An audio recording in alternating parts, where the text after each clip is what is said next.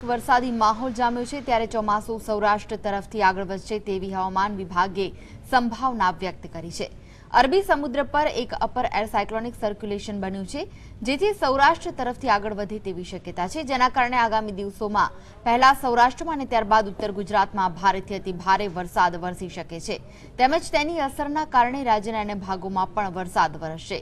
ઉપરાંત પશ્ચિમ રાજસ્થાનથી લઈ બંગાળની ખાડી સુધી એક અપર એર સાયક્લોનિક સર્ક્યુલેશન સર્જાયું છે, જેના કારણે ગુજરાતમાં વરસાદનું જોર યથાવત રહેવાની આગાહી હવામાન વિભાગે કરી છે। अगले 5 दिन तक हम एक्सपेक्ट करते हैं कि खास करके south Gujarat, north Gujarat and Saurashtra में अच्छा बारिश होगा, कच्छ में भी बारिश होगा एंड हेवी रेनफॉल का भी आगाही है फॉर द नेक्स्ट 3 डेज।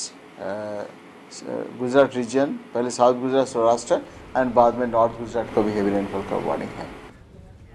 ગુજરાતમાં વરસાદના કારણે કુદરતી હોનારત સર્જાય તો જાનમાલને નુકસાન ન થાય તે માટે રાજ્ય સરકારે અગમચેતીના પગલાં ભરવા માટેની તૈયારીઓ શરૂ કરી છે। ગાંધીનગરમાં રાહત કમિશનર એજે શાહ અને રાજ્યના હવામાન વિભાગના વડા જયંત સરકારની હાજરીમાં વેધર વોચ કમિટીની ચોમાસા દરમિયાનની પ્રથમ સાપ્તાહિક બેઠક મળી હતી। હવામાન વિભાગના અધિકારીના જણાવ્યા મુજબ આવનાર સપ્તાહમાં સમગ્ર ગુજરાતમાં ચોમાસું બેસી જશે અને નોંધપાત્ર વરસાદ પડશે, ત્યારે કોઈ અનિચ્છનીય ઘટનાને પહોંચી વળવા માટે રાજ્યની એનડીઆરએફ ટીમોને પણ ખડે પગે રાખવામાં આવી છે। રાહત અને બચાવની કામગીરી માટે દરેક વિભાગ દ્વારા આગોતરું આયોજન પણ કરવામાં આવ્યું હતું। हम जो आज का जो सिनेप्टिक सिचुएशन अगर देखें तो 2 सिनेप्टिक सिस्टम है।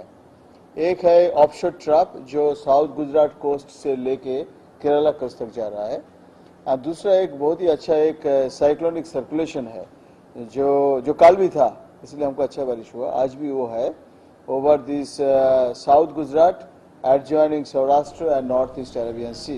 इंडियन मीटरोलॉजिकल डिपार्टमेंटनी आगाही प्रमाणे 24મી તારીખથી 25મી તારીખની વચ્ચે સમગ્ર ગુજરાતમાં એમ કે સારો વરસાદ થશે એ પ્રમાણેની આગાહી પ્રમાણે વરસાદ પડ્યો પણ છે। આજની તારીખે આપણે ગઈકાલની વાત કરું તો ગઈકાલે લગભગ 30 જિલ્લાઓમાં અને 189 તાલુકાઓમાં પૂરતા પ્રમાણમાં વરસાદ થયો છે।